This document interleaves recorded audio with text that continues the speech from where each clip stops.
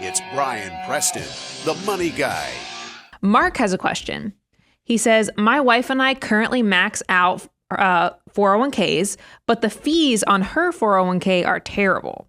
So should we change to just doing the match in her 401k and put the rest into our brokerage account or maybe something else? How would you consider like fees with these 401ks? Yeah, so it's really interesting. Not all 401ks are created equal. Sometimes there are great plans that have really diverse options and really low cost options and really snazzy online platforms. Maybe it's a Fidelity plan or a Vanguard plan or a fill in the blank plan.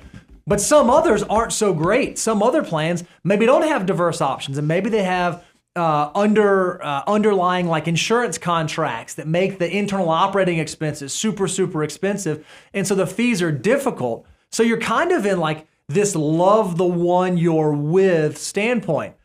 One thing I would encourage you not to forget is even in a 401k plan that has expensive fees, there might be a reason why it still makes sense to participate. Maybe you're someone who's in a higher income tax bracket, and even though you're paying more in fees, the tax benefit you're getting might be 30%, 35%, 40% for every dollar you put in. Well, tax savings can cover a multitude of fee sins. I just made that saying up, but I think that works.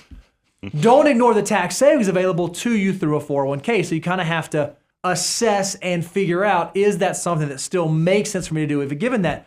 But just because that's the plan that you're with, Brian, doesn't mean that that's the plan that you have to be stuck with, right? I mean, there are ways that someone can be an advocate, yeah? Yeah, well, that's what I like, people being an advocate, because we've had so many people write in that said, man, I just went to my HR department, told them, hey, I wanted to add the Roth feature, or man, maybe we ought to pay attention to who our custodian is. Now, I got to tell you, be careful, because I do know, like, we have a plan we're looking at right now, a very big plan.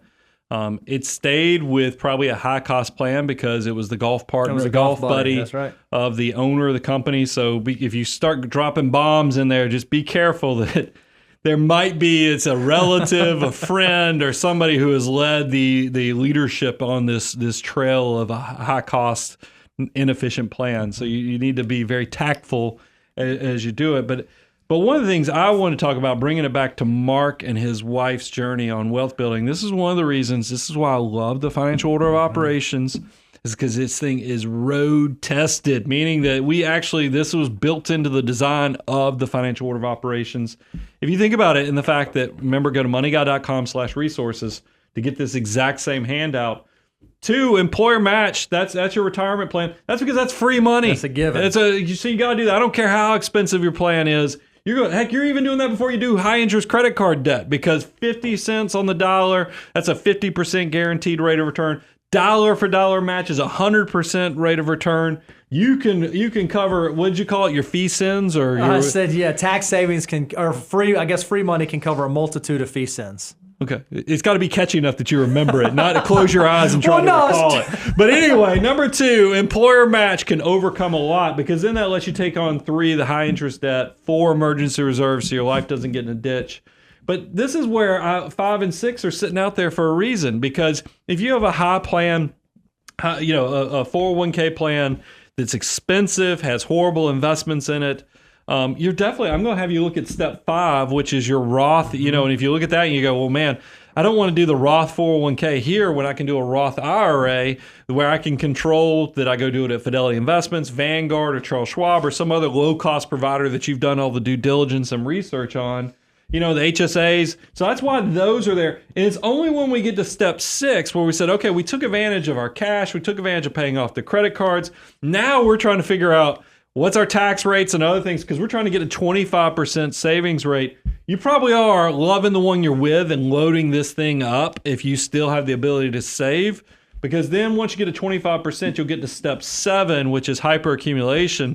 That's where Bo's favorite topic, the 3-bucket strategy, comes in, and you're going to start thinking, well, heck, if this thing's that expensive, and I'm already, my income's at this point, maybe you do look at after tax and other things. But step 6 is going to have you probably love the one you're with and load it up, just because there's a lot of benefits if you're in the highest income tax bracket situation, where once you're paying those 30% and beyond income tax rates, especially if you live in a high tax state where it has a high state income tax, you're going to be like, man, I hate that I'm paying these fees. I hate that I don't have these diversification options. But man, do I love the tax savings, because I feel like Uncle Sam, both my state and my federal Uncle Sam, are essentially funding 40 to 45%, even potentially 50% of my contribution.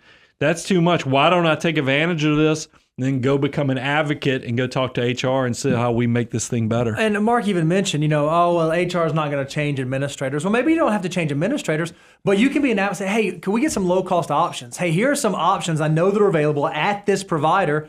Can we get the S&P 500? Can we get a small cap index? Can we get an international index? So at least if you can't change the whole thing, you can at least change pieces of it to make it more valuable, not just for you and your wife, but for everybody across the entire company. So it's worth having that conversation and presenting it as to why it can be a win for everyone involved.